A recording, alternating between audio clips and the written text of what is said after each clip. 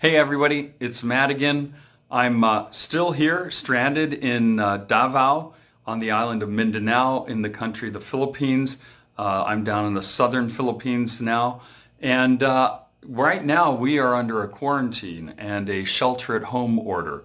In fact, it's becoming more and more strict all the time. Now to be able to go out, I actually have to have a pass, a food and medicine pass in order to go out and get any supplies I need or to get any medical needs that I have. So right now, I've had a lot of time to stay here and watch TV. We get channels from all over the world here, French, German, Filipino, American, all the major American channels, the Middle East. So I've had a lot of time to watch that, and I've had a lot of time to read what's in the news from many different countries through the internet. And I've been shocked, actually, as I watch what's going on in the U.S. I think that people in the U.S. are not taking this COVID-19 pandemic as seriously as the rest of the world is, and certainly not as much so as the Filipinos are here. So I've given it some thought, and what I want to give you today is my 5 things that I believe that the Filipinos are doing better than the Americans during this COVID-19 pandemic.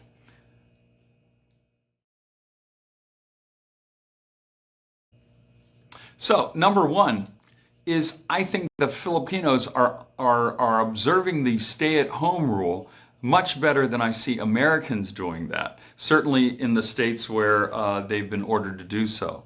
Now, granted, New York is getting real serious about it, but I see in many other neighborhoods, and I've also read on the internet lots of stories and seen pictures of people that seem to feel like the rules about staying at home don't apply to them. Here in the Philippines, if you go out on the street, there's a few public transportation jeepneys, as they call them, running around, and they have a couple of people in them, but the streets are almost empty. And those people that are there in public transportation or moving up and down the streets seem to be in a hurry to get somewhere because they know that they're not supposed to be out on the streets. And so they're taking it very seriously. On the other hand, it sounds to me like Americans feel like stay at home means spend most of your time at home, but you can go out for a drive, or you can go out to the park and exercise, or you can go, for a walk down through the neighborhood or something of that sort. And I think that Filipinos are taking it a lot more seriously than Americans are.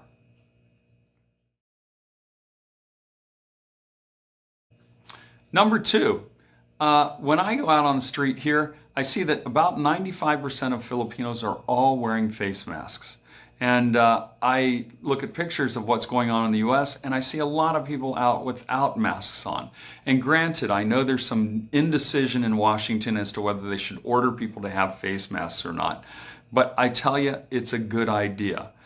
You don't need to have that, the N95 mask.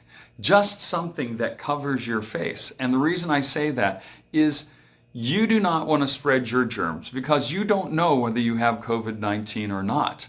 So you don't want to spread your germs around. So having something covering your nose and mouth means that if you do sneeze or you cough unintentionally or you're talking and you just spray a little bit when you talk, that you are not going to spread potentially that virus.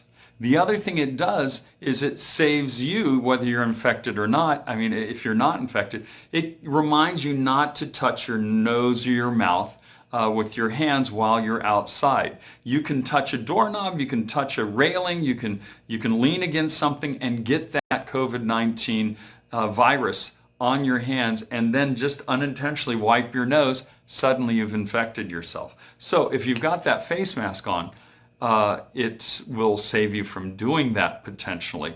And again, it doesn't have to be a N95 mask. We need to save those for the people that really need that, the medical professionals. But if you use a reusable mask, which you can order online in any number of places, here the Filipinos will have 2 masks typically, one that they're wearing at the time and one that they put into the laundry to wash. And it's a reusable mask. It's not N95, but it does keep them safe. And I would encourage Americans all to do that, whether the government has made up their mind or not.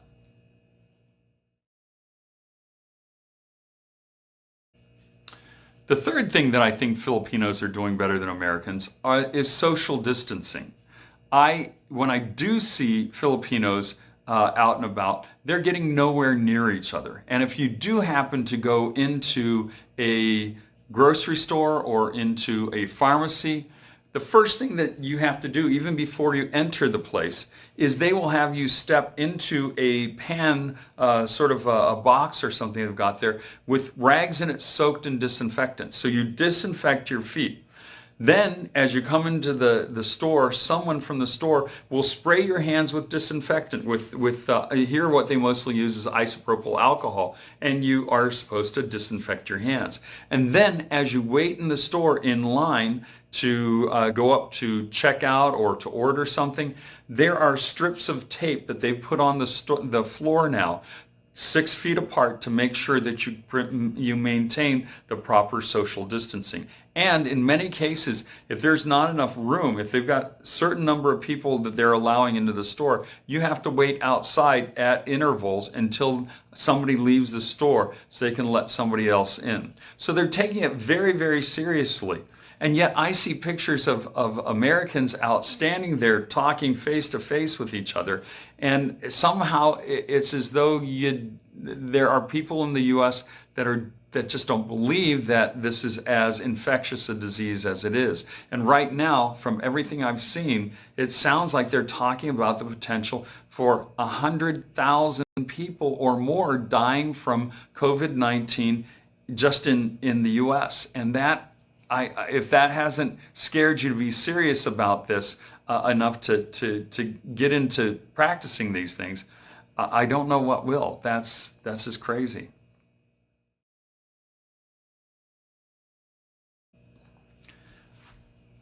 I think that the Filipinos have also been very good about avoiding hoarding. I've seen so many pictures from the US, particularly as the first stay-at-home orders came, that people were going out and emptying the shelves, certainly of toilet paper, which just I still haven't figured out, but lots of foods and things of that sort. They bought like there was an oncoming hurricane or snowstorm or something of that sort. Here in the Philippines, everything's always been, the shelves have been full.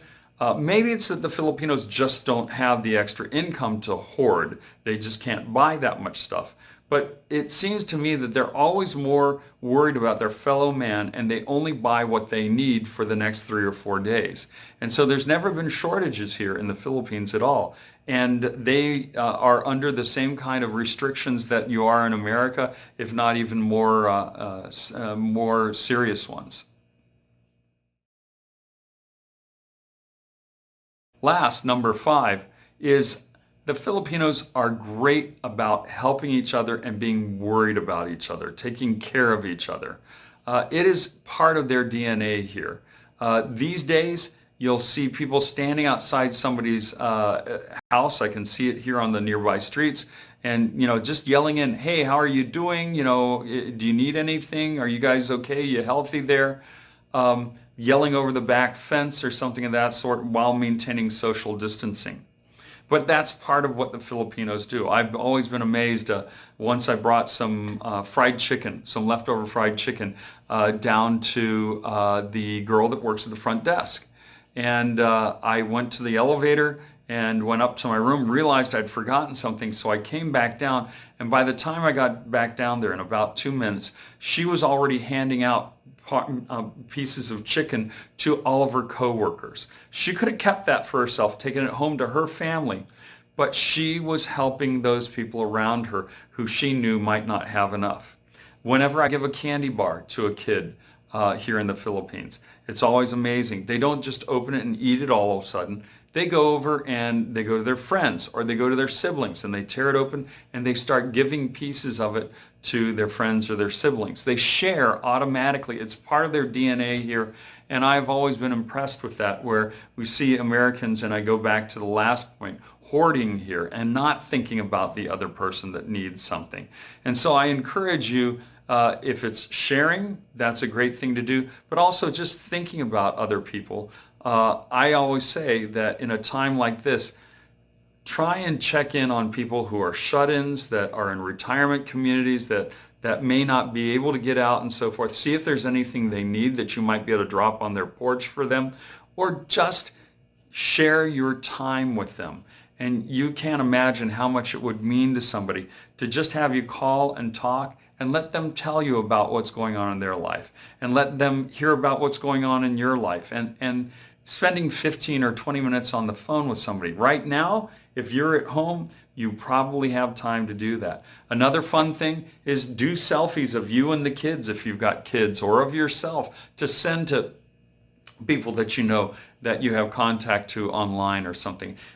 Somebody else was doing something really cute. They had their kid take a regular piece of copier paper, they folded it once long ways and then folded it again in half and made a little card out of it.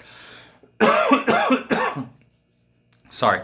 And that little card, then you can even close it with a piece of tape and put an address on the outside of it and mail that to somebody. And it just becomes a neat little homemade card that you took the time to make for somebody. And particularly an older friend will feel really, really good about that. Or you can take a picture, send it to, I think Shutterfly has a service where they'll make a postcard out of it and write a little message on the back of it and mail it from their facility to whoever you give them the address to do that. You might look into that as well. All kinds of things that you can be doing to help one another at this time. So those are the things that I would share with you, the 5 things that I think that Filipinos are doing better than Americans. I still love America, and I wouldn't trade it for anything, but it's always good when you can learn from other cultures about things that you might be able to do better. I miss you all. I hope that you are taking care of each other and taking care of yourselves. Stay healthy. Take the COVID-19 pandemic seriously, okay? And I hope to see you all soon. Bye-bye.